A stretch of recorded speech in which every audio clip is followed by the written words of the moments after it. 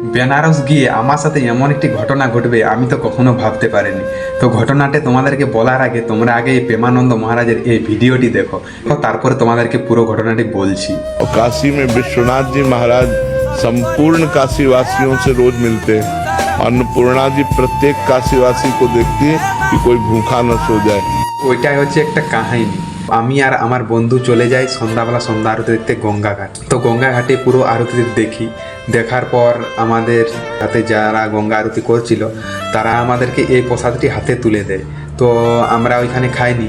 বন্ধু বলছে আমি খাবো না। আমি কি করি, আমি রুম নিয়ে আসি ওই খাবারটি। রুম এসে করে ওই খাবারটি ঢাকা দিয়ে করে আমরা চলে যাই কাশী বিশ্বনাথ মন্দির। কাশী বিশ্বনাথ মন্দিরে গিয়ে আমরা ভালোভাবে দর্শন করতে পারি, কারণ সন্ধ্যার সময় ভিড় কম। কাশী বিশ্বনাথ মন্দির সন্ধ্যার সময়, তো যখন বন্ধ হবে তার আগে আমরা গেছিলাম। গিয়ে করে আমরা ভালোভাবে দর্শন করি। দর্শন করার পর আবার রুম চলে আসি।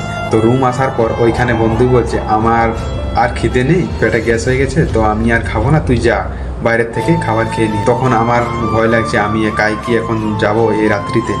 তো আমি ভাবলাম যে থাক, আমি আর এখন যাব না, বাইরে আর যাবো না, আমি এই যে প্রসাদটি আছে এই প্রসাদটি খেয়ে ঘুমিয়ে যাব। তখন আমি এই প্রসাদটি পুরোটা খেয়ে নিই, ওই খেয়ে করে ঘুমিয়ে যাই। কিন্তু আমি ভাবতেও পারিনি যে এই প্রসাদটি এতটা মানে স্বাদ, দারুণ লাগলো প্রসাদটি খেয়ে। তারপর কিছুক্ষণ পরে শুয়ে শুয়ে রিলস দেখছিলাম, তখন এই ভিডিওটি আমার কাছে আসে। মহারাজ বলল যে নিজের মুখে যে অন্নপূর্ণা দেবী কাশী যে আসে তাদেরকে কাকু মানে না খেয়ে রইতে দেয় না, সবার মুখে যে হোক করে কোনো না কোনোভাবে অন্ন পৌঁছে দেয়। তো ওই কথাটা আমার এবারে বিশ্বাস হয়ে গেছে।